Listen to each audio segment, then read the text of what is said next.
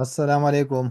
Welcome to my YouTube channel. मैं हूं engineer Sajid और आज का जो वीडियो है वो power transformer testing and commissioning के बारे में है। तो इसी वीडियो के अंदर जो हम एच वी और L V winding resistance test power transformer की प्रैक्टिकल समझेंगे। तो ये पार्ट 9 है। अगर आप लोगों ने मेरी जितनी भी power transformer testing and commissioning की वीडियो नहीं देखी है तो वो आप इसी प्लेलिस्ट के अंदर देख सकते हैं। तो चलिए स्टार्ट करते हैं। वीडियो से पहले आप काइंडली मेरे चैनल को सब्सक्राइब करें। तो इसमें वाइंडिंग रेजिस्टेंस टेस्ट जो है वो हम एच वी साइड और एल वी साइड दोनों पे परफॉर्म कर सकते हैं।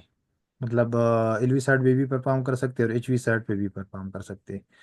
तो वाइंडिंग रेजिस्टेंस टेस्ट में इनकी पर्पज़ ये है कि हम वाइंडिंग की लॉस कनेक्शंस चेक करते हैं ताकि एच वी वाइंडिंग में या एल वी वाइंडिंग में कोई कनेक्शन तो लूज नहीं है, ब्रोकन तो नहीं है, या इस तरह हाई कंटेक्ट टेप चेंजर में उनकी वाइंडिंग रेजिस्टेंस चेक करते हैं।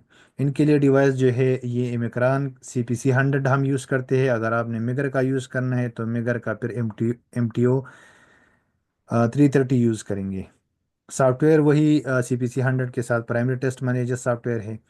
टेस्ट कनेक्शन जो है वो पेस टू न्यूट्रल पर एच वी और एल वी दोनों के लिए है। मतलब अगर एच वी साइड पे आपने वाइंडिंग रेजिस्टेंस टेस्ट करवाना है तो फिर रेड येलो ब्लू के साथ न्यूट्रल करवाना।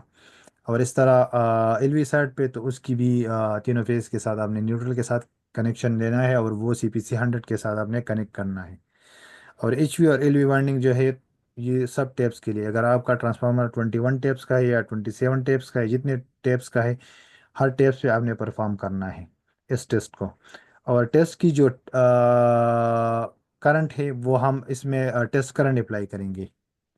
मतलब वाइंडिंग रेजिस्टेंस जब पॉइंट करते हैं बाकी जितने भी टेस्ट है उसमें हम वोल्टेज अप्लाई करते थे। तो इसी टेस्ट के अंदर हम 5 एम्पेयर या 10 एम्पेयर DC करंट CPC 100 के थ्रू अप्लाई करेंगे। एक्सेप्टेबल रिजल्ट ये है कि आपकी वाइंडिंग रेजिस्टेंस जो है वो ±2% होनी चाहिए। अब वो पेड रिजल्ट के साथ आप कंपेयर भी कर सकते हैं। तो ये सामने आपकी CPC 100 है। ये हमारी एल वी वाइंडिंग है और ये एच वी वाइंडिंग है। तो हमने एल वी वाइंडिंग की सिर्फ एक पेज के साथ अपनी CPC 100 को कनेक्ट किया। ये आप देख सकते हैं इधर से, ये रेड पेज के साथ हमने कनेक्ट किया और हमारा जो दूसरा न्यूट्रल के साथ कनेक्ट है, इनकी केबल इधर से CPC 100 के साथ कनेक्ट है। तो इसमें एक चीज़ की ख्याल रखना है, the DC winding resistance should be always be the last perform. और एच वी और एल वी वाइंडिंग जो है वो हम एंड पे पर करवाते हैं पावर ट्रांसफार्मर की। इसकी रीज़न ये है कि डीमैग्नेटाइजेशन टेस्ट को फॉलो करते हैं, मतलब उसी हिसाब से। फिर इसकी रिजल्ट्स पे आते हैं। तो ये इनकी जितनी भी टैब्स हैं, ये हमारे नॉमिनल टैब हो गया और उसके बाद ये 10 टैब्स हो गया फिर -10 तक। तो phase to neutral, phase to neutral और इस तरह ये भी फेस टू न्यूट्रल साइड का तीनों का हो गया। तो इनकी एवरेज रेजिस्टेंस है, इनकी वैल्यू है। और ये पेट की, लेकिन इस पे हमने दो टेम्परेचर मेंशन किए, एक 28 डिग्री का और दूसरा 75 सेंटीग्रेड का।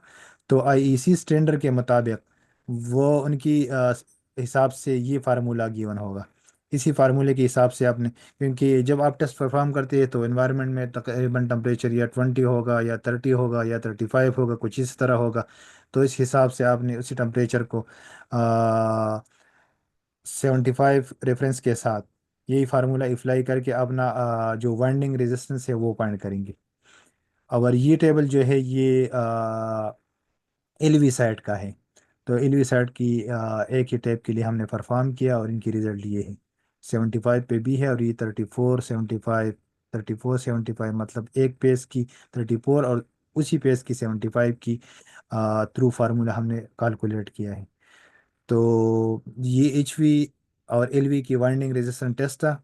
मतलब सिंपल आपने वाइंडिंग रेजिस्टेंस पार करना है और क्राइटेरिया वही है कि आपने ±2% से जो पेट रिपोर्ट है इसी हिसाब से उसके साथ कंपेयर करना है। तो काइंडली मेरे चैनल को सब्सक्राइब करें। अगर किसी का कोई क्वेश्चन है तो आप कमेंट में पूछ सकते हैं और मिलते हैं नेक्स्ट वीडियो में। Thank you.